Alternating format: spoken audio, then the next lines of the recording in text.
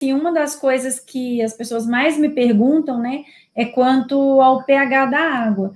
E, assim, realmente, a única garantia que a gente tem, né, do órgão que fiscaliza a água é quanto ao pH. Então, há uma exigência quanto ao pH, porém, não há uma fiscalização rígida quanto a isso, se aquele pH está sendo mantido.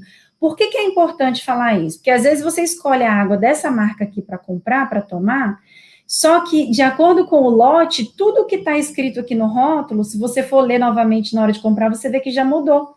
O pH já mudou, a acidez já mudou, o nível de sódio, o nível de flúor, tudo o que estava aqui no rótulo da água que está comprada lá na sua casa, pode ser a mesma marca, você vai no supermercado e o rótulo já mudou. Isso por quê, gente? Porque a água é retirada da fonte. Então, ali, se tem uma chuva no dia seguinte, quando a água é envasada, se está muito seco, se tem muito pó, se tem pó de minério que caiu ali naquela água. Então, assim, é considerada uma água limpa, potável, porém tem essas modificações de lote para lote. Então, assim, quanto ao pH da água, né?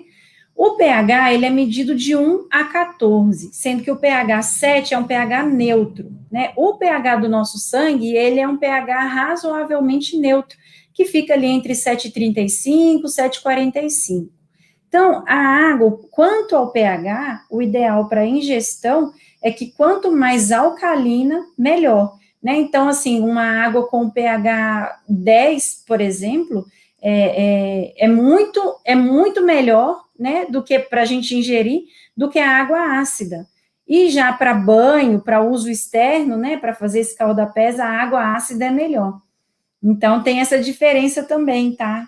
Então, às vezes ali, a gente acha que está fazendo direitinho e não está. Porém, como eu disse, né, não é só o pH da água que a gente leva em consideração. Tem muitos outros fatores, né, e é isso que eu vim trazer aqui para vocês. Tem um fator que é bem interessante citar isso aqui, Gabriel. Já ouviu falar em ferrugem, né? Oxidação. Sim, sim, fica à vontade, pode Tá, falar. então vamos lá. Tem um fator, né, que a gente chama de redox, que é a propriedade da água de ser antioxidante, que a gente fala que quanto menor o redox na água, melhor a qualidade daquela água. Então, por exemplo, hoje a gente encontra água com redox de menos 500, né, negativo, numeral negativo, menos 500. É muito antioxidante. A água da torneira da nossa casa, vocês estão preparados, gente? A água da nossa casa costuma ter o fator, né, o redox, em 400, mais 400.